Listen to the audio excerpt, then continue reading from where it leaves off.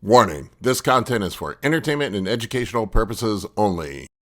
This video is brought to you by First Detachment Nutrition.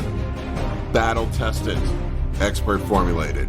Use discount code AB10 at checkout for 10% off. All right, folks.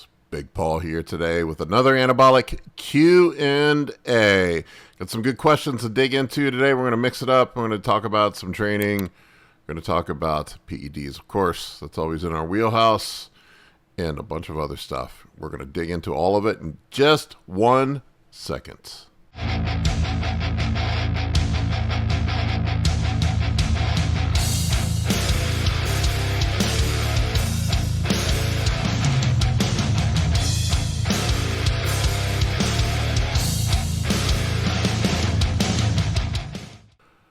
All right, first question I've got here is from Danny DS6885. Danny asks, talk more about GH and tests for longevity for someone not into competing, just for general health, good looks, and longevity. What dose to start taking tests and GH for longevity? Cheers from Indonesia. All right, so some thoughts on this. There is what I call the Hollywood cycle. And people that are celebrities, actors, whatnot, they have sort of a cycle that they run, that I've seen a lot of these guys run for longevity, for basically staying young, keeping youthful. Now, keep in mind, longevity is such a subjective term. You're likely not going to extend your life by taking GH and testosterone.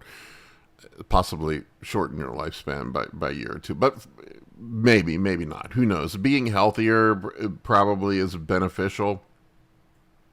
So I don't know if I like the term longevity. If you want to preserve your youth, you can absolutely do that with taking test in GH. Now keep in mind that GH is going to speed up, from what I understand, cellular reproduction. So in a sense, you are probably taking years off your life by doing so. But overall, what I've seen with GH and testosterone, people that run it, a person that comes to mind off the top of my head, a prime example would be somebody like Sylvester Stallone, who it's no secret that Sylvester Stallone runs GH and insulin, or not GH and testosterone and probably Anavar, stuff that can be prescribed by a doctor, I would assume.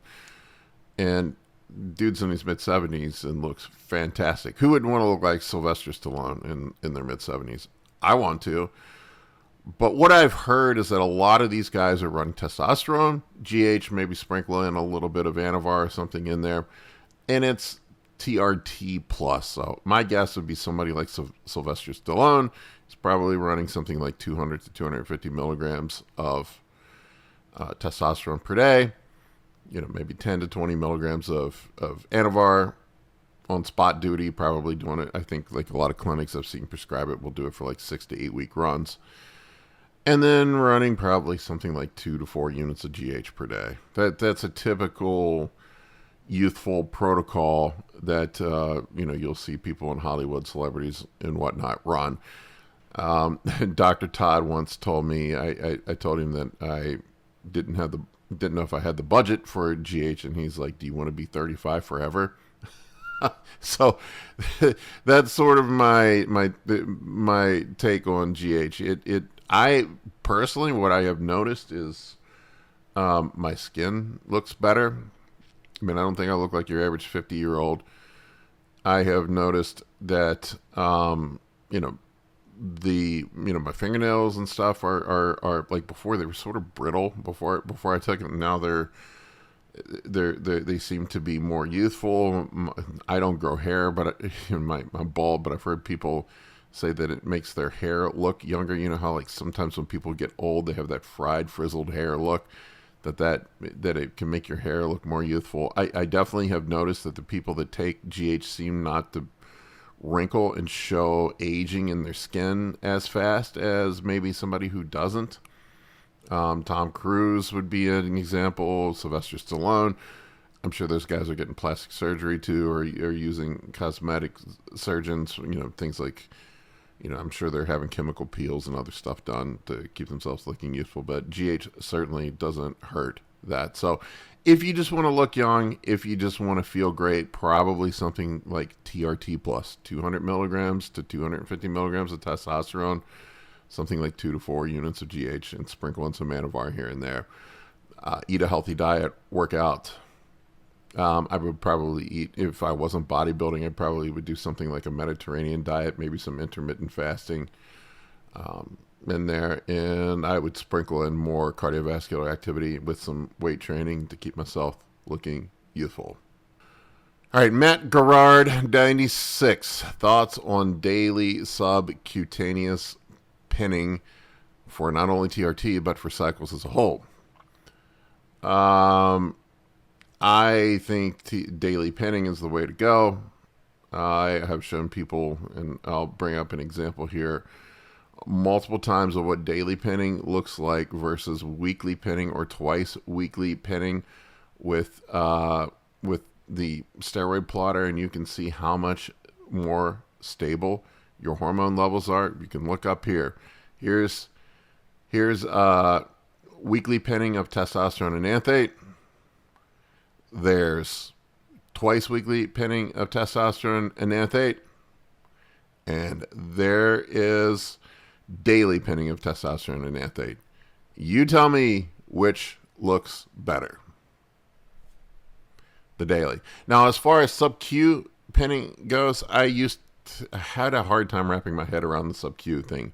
But I've looked at the data, and it seems to be no difference as far as absorption goes. I think what the differentiator is, whether you're doing sub-Q or intramuscular, is the volume of oil that you're injecting. If you're doing like a cc and a half, I just don't think it's possible to do that sub-Q. You're going to have all kinds of problems. I tried it one time, and I literally had a rash down the entire side of my body. I think that oil just ran down. It was really weird, man. I had this burning all the way down. But if you're doing something like 20 units a day, just for TRT, yeah, sub-Q is fine. You can get away with it. But when I'm doing a higher volume shot, I'll do shallow IM. I use a 5/8 inch 25 gauge insulin needle, and I will do shallow IM injections. That's how I do it, and I find those are easy to do. They don't hurt. I don't use the giant 22 gauge needles much anymore. Maybe if I'm doing a quad shot or something, but if I'm doing shoulders or whatnot, I'll just or even sub-Q, that's what I'll do.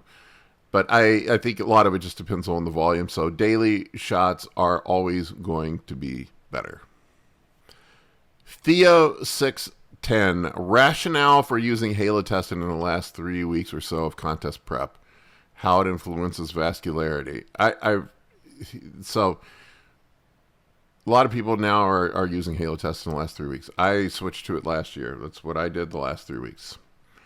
And here's my take on running Halo at the end. I don't think it gives you any additional cosmetic effect that you wouldn't get out of something like Winstrol at the end of contest prep. What I think it does, and what is great about Halo, is at the end of contest prep, anybody who's done contest prep knows when you get down to those last few weeks, your motivation to work out and your neural drive is shit. It's impossible to get good workouts in. And as soon as I threw Halo testing in, it was almost like instantly hitting the turbo button. My workouts went right back to normal. My weights went right back up to almost my pre-cut weights. And it was fantastic. And I think that is the benefit of Halo testing. It's not really so much a cosmetic effect. It's the effect that it has on your ability to continue to push through. I know some people say they feel angry or grumpy on Halo. That has not been my experience with Halo. I feel euphoric. I feel great. It gives me motivation to train and to push through those last couple hard weeks on contest prep. I think that's the real benefit of Halo testing at the end of contest prep. It's not cosmetic. All right, next up, I have a question here from the squirrel.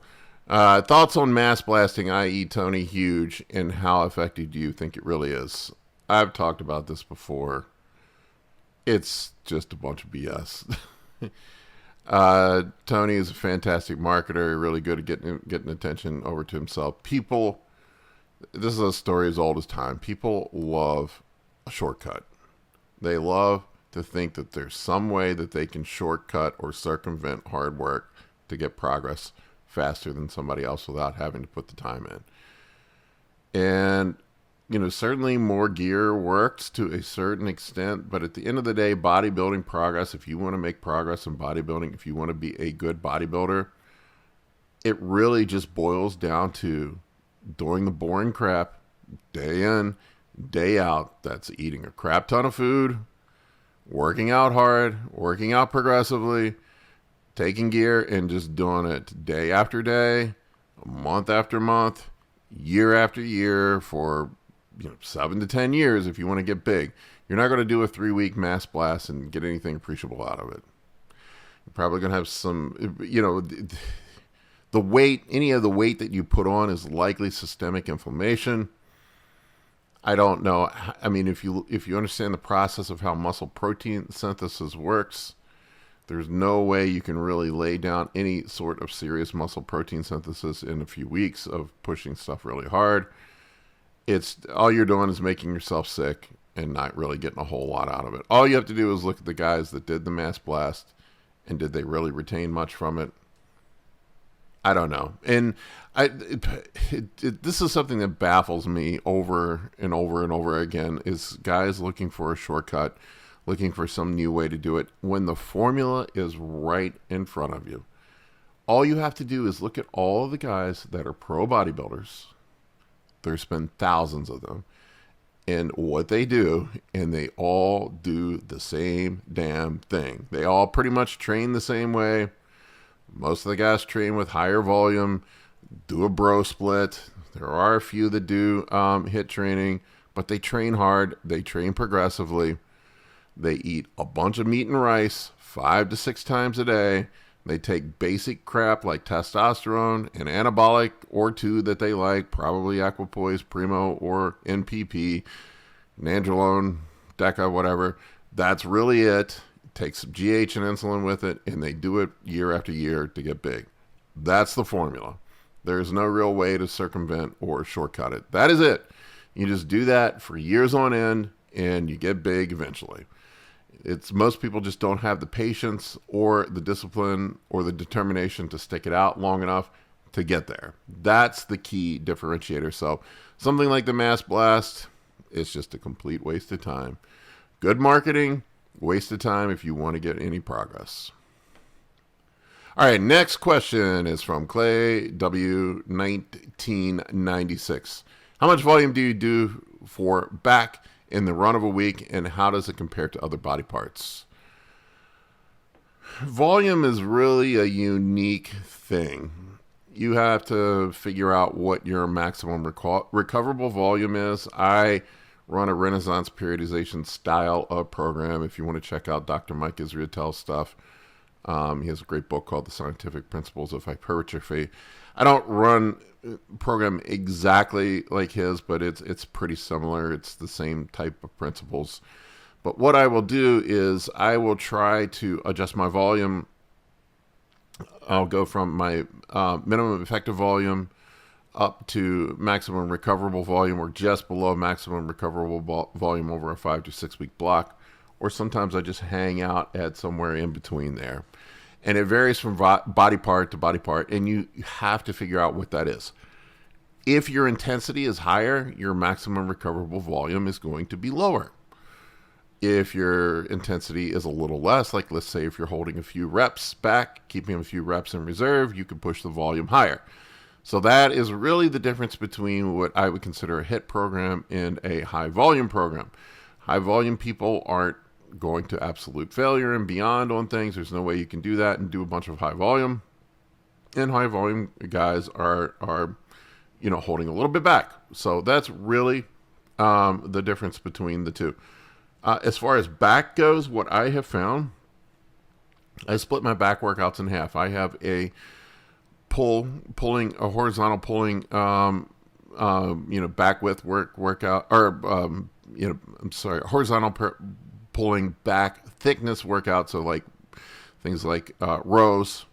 And that workout is what I'll do. And then I have another one that's a back width workout, which is a vertical pulling, which would be pull downs, pull ups, crap like that.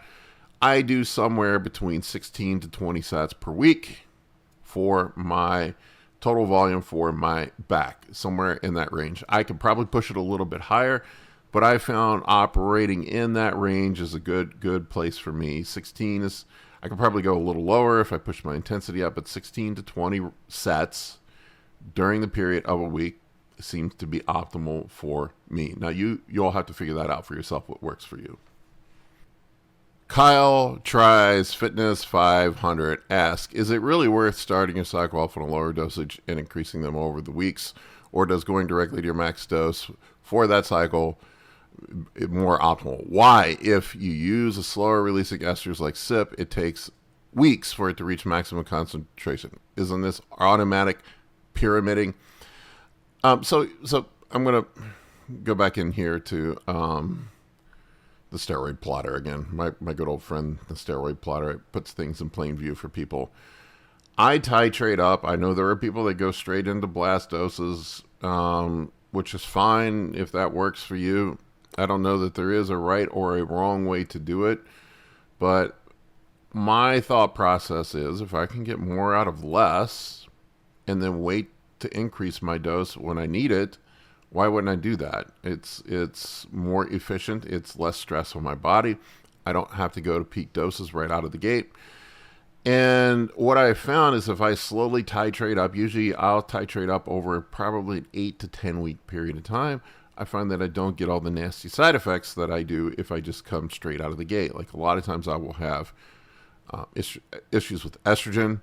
I'll have issues with my blood pressure going through the roof. Sometimes I will get insomnia. There's other things that happen. So I'll show you here. So this is an example of testosterone cypionate. We're dosing it daily. And weeks 1 through 16. So it does sort of titrate up itself, but it's a lot quicker than what you think. If you look at it, SIP's actually not that long of an ester as most people think. So we're somewhere so here at day 12, day 14, you're at probably over 90% of peak blood concentration at that point in 2 weeks. So let's say somebody like me who's running really high doses, like right now I'm on 1,500 milligrams of test, I would be at 90% of that peak within 2 weeks. That is a lot coming out of the gate as compared to me titrating up over an 8 to 9 week period of time. That's going to be spread out more in less stress on my system. I'm going to have less issues with side effects, at least in my experience. That's what I've seen. So that's my approach to it. I think that's a better approach, but everybody has their own way of doing it. That's how I would do it. I would titrate up over a period of time. If you're, if you're a beginner and you're only going up to something like 500 milligrams per week, I don't know. I mean, you could probably come out of the gate and just go for it. But as you get more advanced and you're going up to the big boy doses, the pro doses, then yes, titrating up probably makes a lot more sense. You're going to have less side effects, less stress on your system, probably better results. All right, next question here is from Nick7247. Paul, thoughts on macros? Currently doing 60% carb, 25% protein, 15% fat. Also thoughts on using sugars the day throughout the day, such as Gatorade, to get more carbs in during the day without overdoing fats. Yeah, so I don't get too hung up on the percentages. I don't know what mine work out to, but I have a baseline of protein that I use for all my diets. I have a full video up on my channel if you want to search it up on how to build a carb cycling diet. I pull back the curtain and show you how I go about doing it. It's my way of doing it. But for protein, I'll usually run protein somewhere between 1 and 1.25 grams per pound of body weight. I find that you don't really need much more than that. Most people vastly overdo protein, and it just ends up impacting digestion. It makes it really hard to get food down. As far as the carbs go, I do a carb cycling diet. I rotate my carbs. Typically do in the off season, I'll do 2 high carb days per week.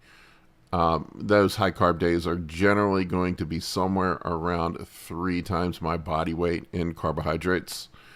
Maybe a little bit more, maybe a little bit less, depending on how my body responds to it. Medium days are somewhere around 2 times my body weight in carbohydrates. And low days, it just depends. If I have somebody that holds fat easily, I may pull them all the way down to 0 carbs on the low days.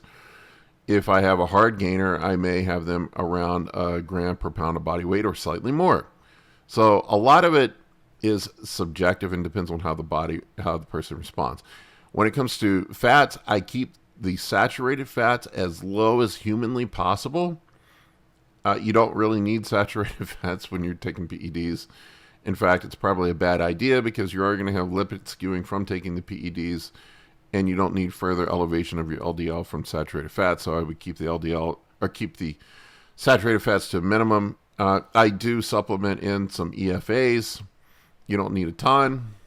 It just really depends. Somewhere around 0.3 grams per pound of body weight, maybe even less. I don't know. It depends on the person's. In the off season, they'll end up somewhere between 40 to 50 grams of EFAs per day. Maybe less, maybe more. It just depends. I'll play around with it. But I tend to run lower fat, higher carbohydrate diets, moderate protein. I find that this keeps your body composition in a better place, especially if you're running insulin.